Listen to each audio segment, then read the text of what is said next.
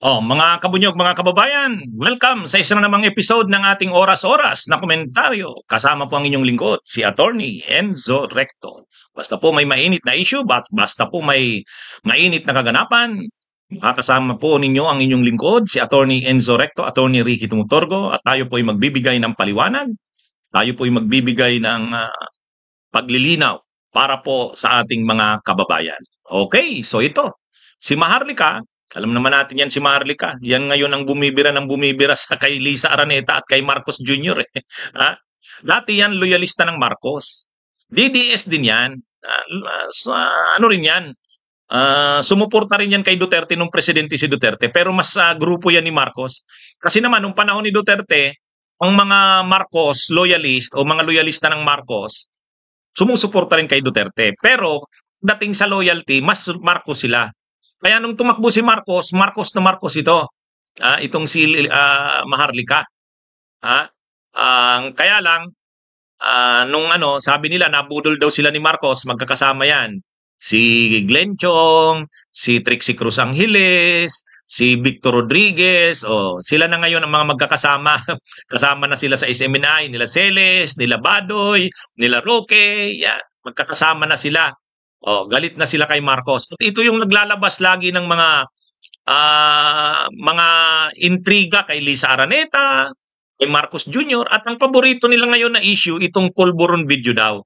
Na ito daw si Marcos Jr. ay talagang nagdodroga ito at ang mga patunay nila, mayroon daw silang hawak na pulburon video pero hanggang ngayon hindi pa naman nila pinapalabas.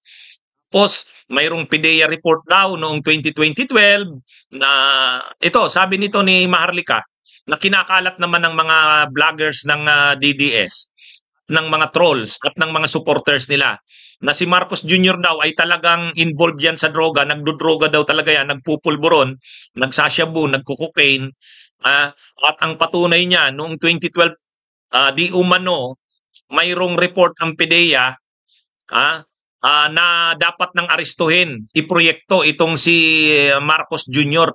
Kasi talaga daw ito ay medyo sobra na ang paggamit ng droga. Mga kilalang personalidad ang kasama nito sa paggamit ng droga.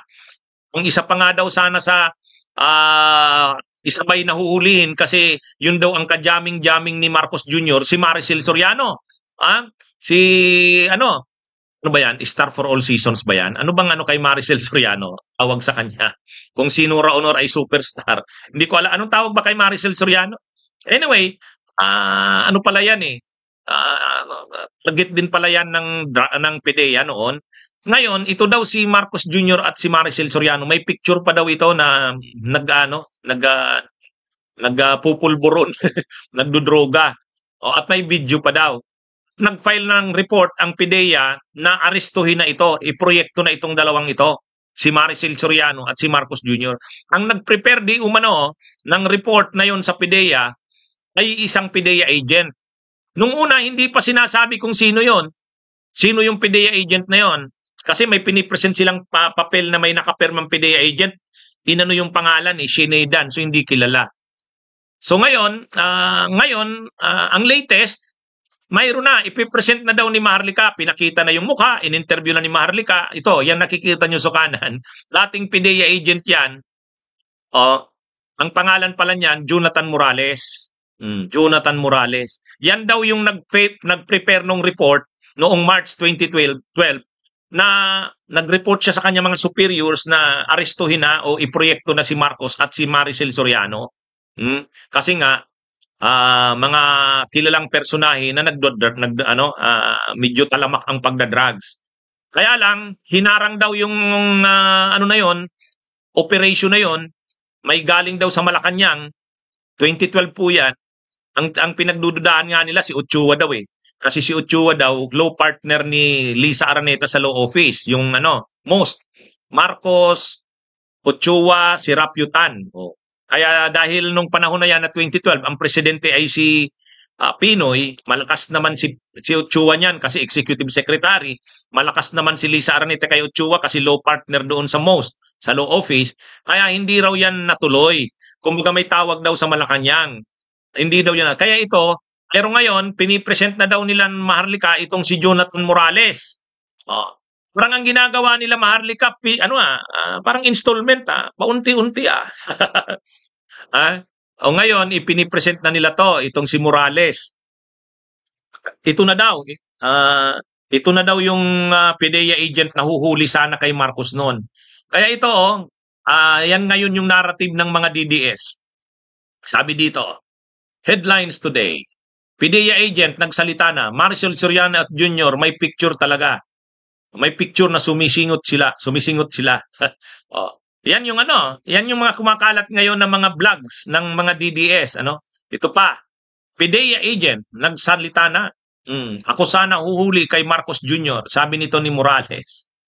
So yan ngayon ang balita sa kampo ng mga DDS. Pinagmamalaki nila na lumitaw na, handa nang magsalita. Actually, nagsalita na nga, napanood ko sa programa ni Maharlika.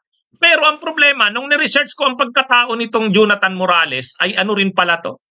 Marami rin pala tong issue. Ano pala ito kinasuhan din ng false testimony. Ibig sabihin pagsisinungaling. Marami rin pala itong kaaway sa PDEA mismo. Kasi marami. Mayroon nga akong napanood 10 years ago na video, balita, hindi ko palang na-ready ngayon, yung dating PDEA head, yung hepe ng PDEA noon, si Kakdak, ay kalaban itong PDEA agent pa lang ito noon. So inaakusahan din ito nila Kakdak na yan daw si Morales ay marami raw yung mga shady deals. Mga questionable deals daw. May mga raw ito, hindi naman talaga ito honest na PDEA agent. So ibig sabihin, questionable rin pala ang karakter, ang record nito ni Jonathan Morales. Baka ginagamit lang ito ngayon nila Maharlika at ng kampo ng DDS.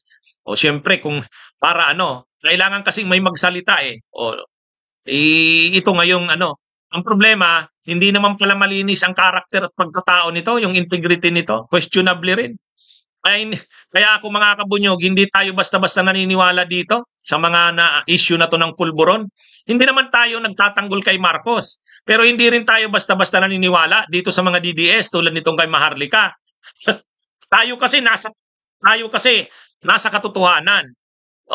So kahit pa tayo kahit pa yan si Maharlika naglabas yan ng expose o kung anumang na issue o intriga, hindi lahat inaano natin. Pero ginagawa ko lang na topic para malaman nyo rin, yung ating mga followers at subscribers, malaman nyo rin ano bang totoo.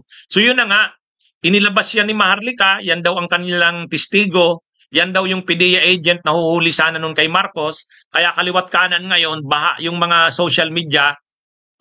Dalawang topics lang naman ngayon ang nagbabaha sa social media ng mga DDS Yung rally ng maisog na nakansila, galit sila sa gobyerno. Ginigipit daw ang mga DDS. At pangalawa, ito nga kay Maharlika na lumabas na daw itong PDEA agent. May picture na sumisingot sila.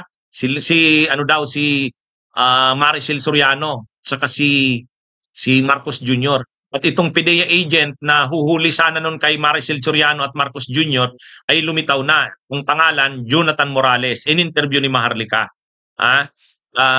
Hindi ko palang na-ready yung mga videos niyan.